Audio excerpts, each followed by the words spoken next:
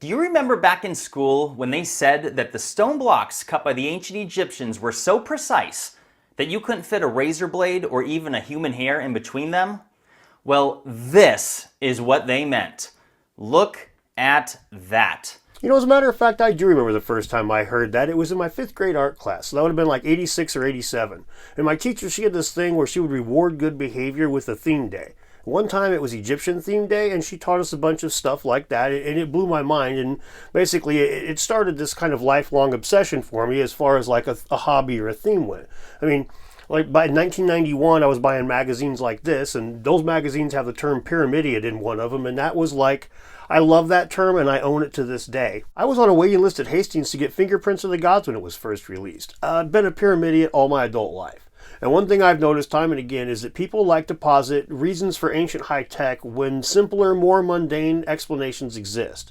And I'm going to use Jimmy Corsetti here as an example, and I know to a lot of the academics that are subscribed to my channel, watching two pyramidiads square off at each other has certain connotations.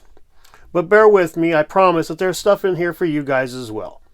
Hi, I'm Dan and welcome to DeDunking. The precision cut of these massive and extremely hard granite blocks is so unbelievably exact that it's difficult to even differentiate the two stones together. What you're seeing here are the enormous polygonal stone blocks that make up the Valley Temple, which is located in front of the Great Sphinx in Giza, Egypt. This blew my mind as a kid and as a young adult, but eventually it led me to the realization that I mentioned earlier. There's lots of people that will posit ancient high technology when no reason for bringing it into this equation exists. There's this very simple explanation for why a stone can have very flat sides. Indeed, precision stone surfaces are made with a technique today that is ancient, that was used thousands of years ago. And that's a fact. Now, my position and Jimmy's position are both technically pseudo-archaeology. Neither one is the mainstream position. Although I will admit that my position is closer to the mainstream one than his is. But there's a reason for that. I don't posit ancient high technology when we have a more mundane explanation. If there's a simpler way of getting there, I'm going to use that one first. And in this case, we absolutely have that. And the reason that I think this is extremely important to bring up here is because when we bring mysteries to these scientists and we're like, hey man, check this thing out. When we bring them piles of this kind of stuff and they're like, oh, you just didn't do basic research before you brought this to me. It's not very long before we get the situation we have now where people like me are an anomaly because I talk to both sides. You guys all fight with each other. The immense difficulty to construct a temple made out of polygonal shaped granite, pieced together as if a tight-fitted puzzle, is next level difficulty. Now, it is time-consuming, and it's certainly not easy, but there's a little clue here. Notice all the stone surfaces are relatively large, like you could get a man in there with a tool. Maybe that has something to do with how it was smoothed. This particular block is closer to 50 tons in weight and brought from more than 500 miles away, which the experts theorize must have been carried by boat down the Nile River. However, the bizarre reality is that even the largest known ancient Egyptian boat ever found couldn't possibly sustain even a fraction of the weight of these stones. Now, this line of reason is funny to me given the topic. So say, for example, that Jimmy is positing electric tools built the pyramids. So where are the electric tools? The same place as those bigger boats? And do you have a chain of development of those electric tools? Because we have a chain of development of those boats. So which one makes more sense? Electric tools that just popped up out of nowhere? Or a foreman going to the pharaoh and saying, you're going to need a bigger boat. Make no mistake, the mystery is real, hence why there is a surging interest by millions of people from around the world into our lost ancient past. And this is why I call myself a pyramidian. I completely agree. There are a lot of mysteries that science hasn't adequately explained yet in regards to the pyramids. And yeah, this stuff is getting a whole lot more popular. Speaking of, don't forget to check out my pyramid. Click the buttons down below. Tell me how much better you think my hair looked back in the 90s. It was glorious, by the way. And then do those other bell thing, all that stuff. Many of these blocks are cut with rounded edges, thus creating a seam or groove of sorts between the blocks. But when you get up close, you can see that in the middle of these seams is a cut so perfect that they are completely flushed together as if they were laser cut. In fact, they almost look fused together. And you'll find awesome examples all throughout this magnificent structure. So how did they make such perfectly flat lines on hard stones? Well, there's a technique called lapping, where you just take two of the same stone with relatively flat surfaces, put an abrasive material between them and some water, and then rub them back and forth. And you keep doing this for a while, and eventually you get perfectly flat surfaces. And I mean precision flat surfaces, as in, if you go to buy a precision granite countertop today, that is how it was made. Okay, not just one for your kitchen, but precision, one that goes in a lab or in a machine shop, will be made not with a laser, not with a milling machine, but the same damn way that they made smooth stones thousands of years ago. Sandstone blocks I just picked up from the ground around here. I'm using sandstone because I can demonstrate this in much shorter time than I would with granite. Very rough blocks, just rub them together. Take a rough side, rub it again, take another side and rub it again, just grind it together. Very rough sides, just keep grinding them, rubbing them together, and you will achieve precision flatness. And when I say precision flatness, I mean actual precision flatness, not the lost high technology definition of precision flatness. And this technique would produce the seamless joints that we see today. It's not hard to imagine them quarrying the stones and then doing whatever the hell you want to posit to get them to the site. Then once they're there, they're shaped into the basic shape that they need to be, and then another crew laps them. All four sides or all six sides that are getting joined, depending on where the block goes and all that, gets lapped. And then when those things go together, they're seamless. That's not hard to imagine. And I pretty much guarantee that that's how this had to have been done. Or ancient high tech, I'll go, that's a possibility, but I'm going to say that Occam's razor slightly favors my position here. From a distance, you wouldn't think much of the methods used to cut these stones, but it's not until you get up close that you can appreciate the level of accuracy. It truly is next level. But you should know that this is not some one-off fluke example, as there are countless others found throughout the land of ancient Egypt. Even the ground itself has been lined with such unbelievably precise stone blocks that without careful inspection, you might not notice at all. Whatever technique was used, it was ubiquitous. We see signs of it everywhere, just like Jimmy says. So if there was a tool that did it, you would think that we would see some of them laying around still somewhere, some sign of them somewhere, but we don't. We don't see any of these tools laying around at all. All we see are these big fields of rocks that couldn't possibly be used to smooth another rock. And examples like this, where we see the intersection of three stone blocks connecting at such a fine degree of accuracy, provides us with a wonderful perspective that illustrates just how remarkable the capabilities were for the people that made this. It is visually impressive and time-consuming, but once you realize how they did it, it's not very remarkable at all. Here are a few more examples of various Egyptian tooling, all of which are on display in the Cairo Museum in Egypt. I took these photos myself.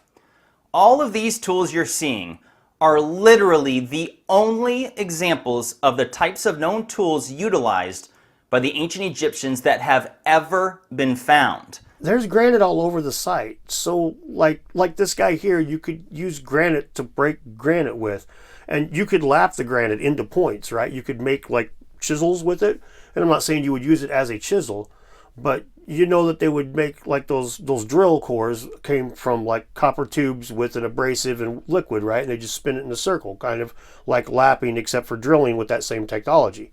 So if they did that a bunch of places in a big piece of granite, and then they went and drove a bunch of granite wedges in there, and they had a crew all go 1, 2, 3, bam, and they all smacked those things at the same time, they could do more or less this 4,000 years ago, man.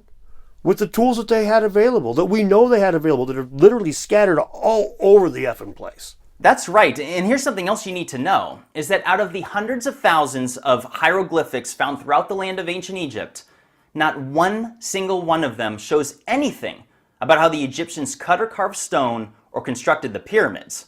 Literally zero whatsoever, and that's a verifiable fact, by the way. It's just that most people are completely surprised when they hear that for the first time. You see, what happened is we were shown animations like these as children in school, not realizing that this is nothing more than some theorized drawing created only recently for school textbooks. A bunch of primitive dudes wearing nothing but loincloths, using soft bronze chisels to shape the stones that make up the pyramids of Egypt. Now this is true. There's a great gap of knowledge there, and it allows for a lot of speculation as to how they did things. But unless we start with the most reasonable and work our way up by a process of elimination, what we're doing is just fantasy. And don't get me wrong, it's way more fun to think about this world of lost ancient high tech mingled with the caveman type of people, like this weird juxtaposition a la Masters of the Universe. That's way more interesting to think about and to fantasize about than your pyramids being built with much more mundane means but trying to figure it out.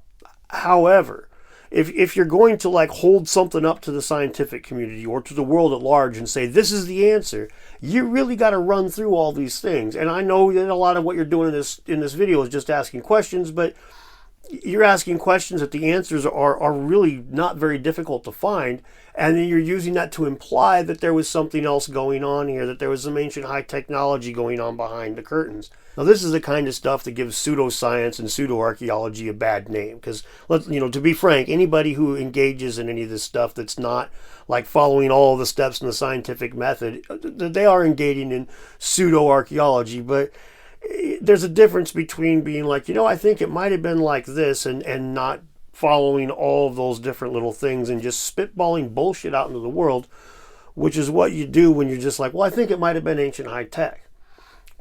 Let's look at it this way. Graham Hancock likes to use the quote, at least he used to back in the day, use the quote from Sherlock Holmes, when you've eliminated the improbable, when you've eliminated the impossible, whatever's left, however improbable, must be the truth. That requires actually eliminating the improbable, or the impossible, You can't just ignore them and be like, well, I don't think that they exist. You actually have to go through the process of eliminating them. But here is the reality of what happened when people actually tested these primitive alleged methods in modern times. After days of work, their copper chisels and stone pounders are barely making a dent. Brown is wearing down tools at an extraordinary rate. The copper chisel the ancient Egyptians would have used lasts only a few dozen strikes. That was a notable Egyptologist testing stone hammers and bronze chisels on limestone in an attempt to recreate the Sphinx's nose. And you heard what they said. After a few days of work, and they barely made a dent, and the chisels themselves, after just a few dozen strikes, were worn out and useless. So clearly not a feasible explanation. And what you didn't see is that later in this documentary, they completely gave up and resorted to using power saws to finish the task. Now, I had to include this because showing Mark Leonard screw up is just beautiful. He's book smart, but anytime he tries to crack the code of ancient Egyptian construction, it's just laughably ridiculous, and this is no exception. So, good job, Mark Leonard. Stone tools, infinitely easier and cheaper to produce, laying everywhere. But that was bronze chisels on limestone. Wait until you see what happened when he tried it on granite. When Roger tries chisels made from bronze, the results are disappointing. As you can see, we're leaving a lot of metal and very little stone is flaking. Yeah, so no. Obviously, bronze chisels were not the methods of tools utilized by the Egyptians or anyone to cut and carve stone of any kind. Yet again, watching Leonard eat it up is a thing of beauty. But just because he doesn't know what's going on doesn't mean that everybody's so clueless.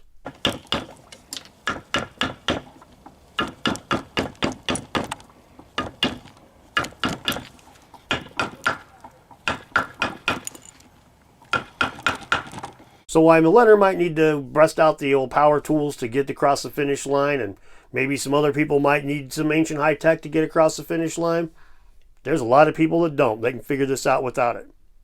Which is why it is so bizarre to see that this is still a primary explanation that is taught today.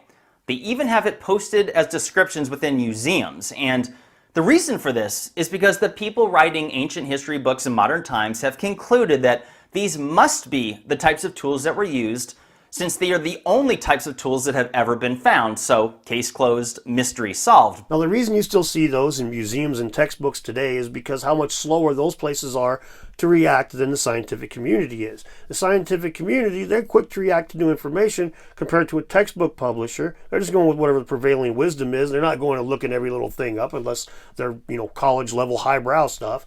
And the guy who's just doing the stupid museum cards, you think that's high on his list? Is like he's checking every day on the internet and making sure that all of his information's up to date? No. I guarantee you there's still some cards in this country that are going to stock stuff about Clovis first that ain't accurate no more.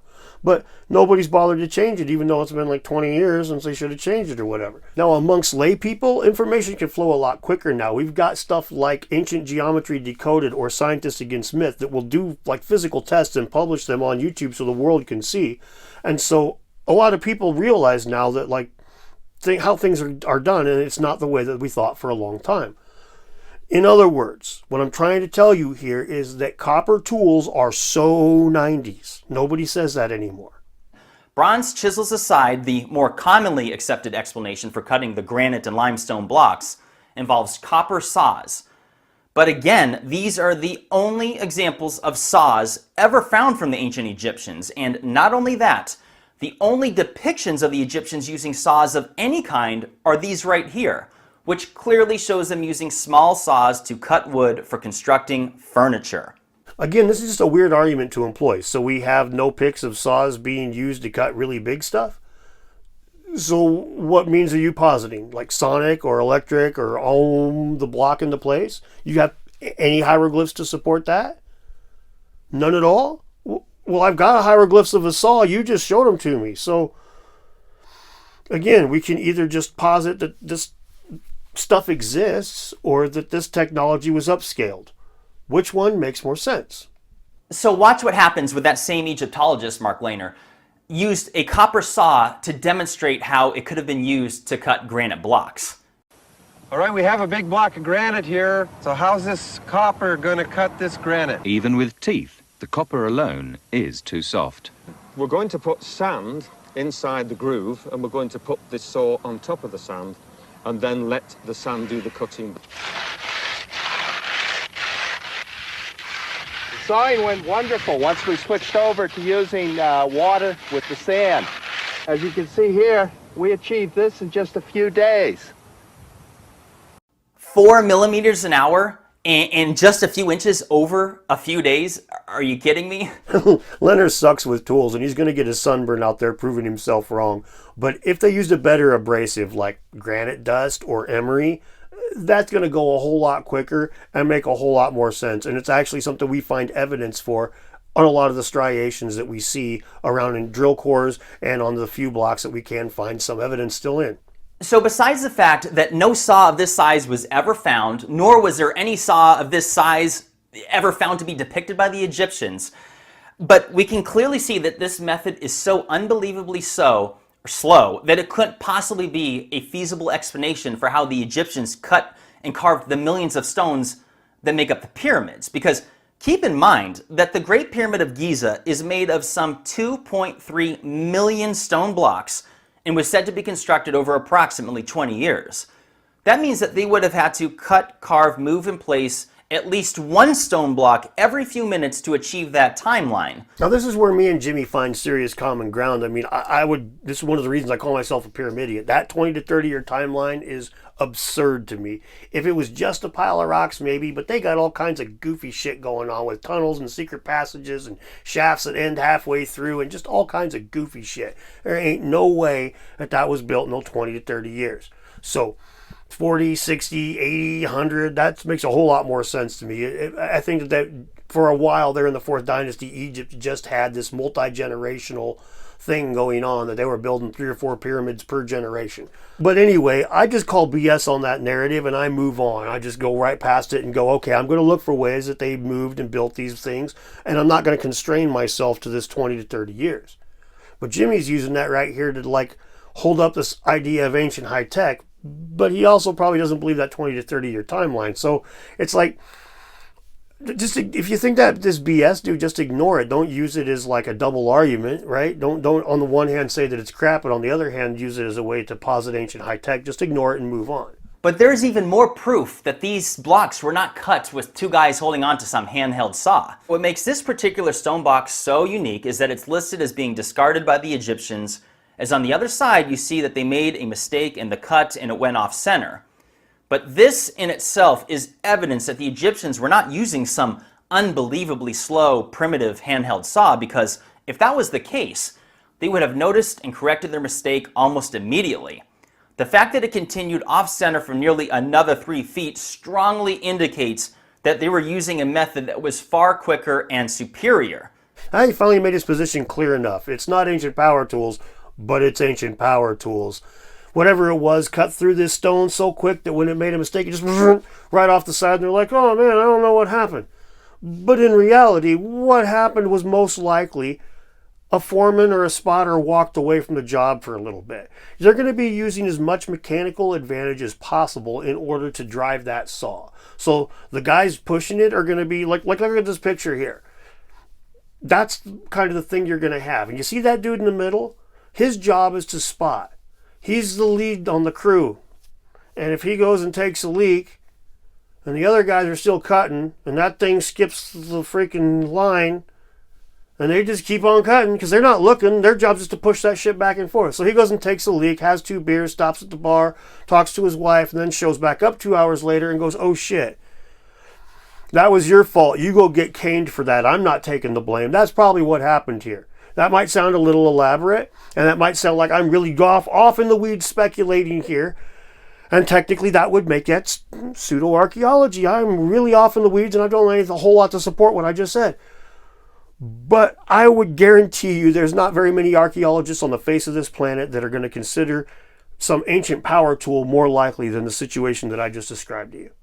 I mean, isn't that interesting? Because between all the stone cut blocks that make up the hundreds of pyramids, temples, various stone structures, flooring stones, columns, obelisks, statues, stone boxes and sarcophagi, and everything else, I wouldn't be surprised if the Egyptians cut at least 50 million stone blocks. Maybe even closer to 100 million, perhaps. I mean, who knows? 100 million blocks total? That sounds pretty impressive. Let's go with that. The dynastic Egyptians ruled for 3,700 years, and 100 million divided by 3,700 makes 27,027 blocks per year that needed to be placed. Still sounds pretty impressive, right? Divided by 365 days per year, that's 74 blocks a day. That's not so crazy, is it? Really? 74 blocks a day? That's really not that crazy at all, is it? That doesn't even sound like something that they would have to get ancient power tools to do. They could just do that with the techniques I've been describing so far, couldn't they? Yet you will not find one single example in modern times of a fully cut stone block that was done with these primitive methods. Isn't that interesting? You have the Egyptians with tens of millions of stone blocks, maybe even 100 million. I'm just throwing out a number here, but tens of millions, no doubt. And yet we haven't done one in modern times. Oh, come on. Come on. We have single people or small teams demonstrating proof of concept. What we lack is somebody with deep pockets, like financing this, bringing thousands of people in and saying, let's do this with those old school tools. Because for everybody else, there is no reason to do it with old school tools, man. Come on. Why would you use primitive tools when we have access to better ones, when you're working with that kind of crap? That doesn't even make any sense. It's like asking, well, how come nobody trades chickens for pigs anymore if trading chicken for pigs used to be a viable thing? How come soldiers no longer use bows and arrows if bows and arrows used to be viable? It's absurd.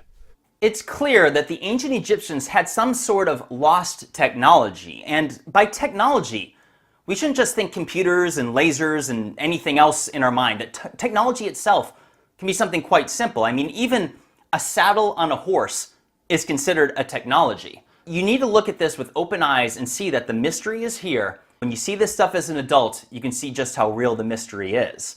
But I'm going to wrap it up here. No, I agree that we don't need to posit ancient high technology, but I would say that Jimmy very much comes across as positing ancient high technology in this video, especially when you get to the sarcophagus lid part.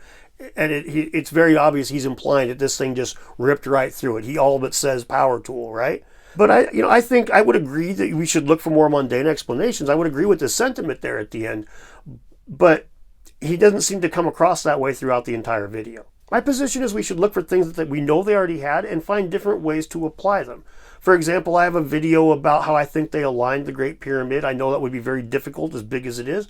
And I know they didn't do it with ropes. I'm certain of that because you couldn't do it with ropes. So What's the way that they did it? Well, in my opinion, it might have involved mirrors, and it might have involved some concave mirrors, and that's where it takes a bit of a stretch. But there's none of this here that's outside of the realm of other ancient peoples figuring it out on their own. It doesn't require high technology, and it may not work.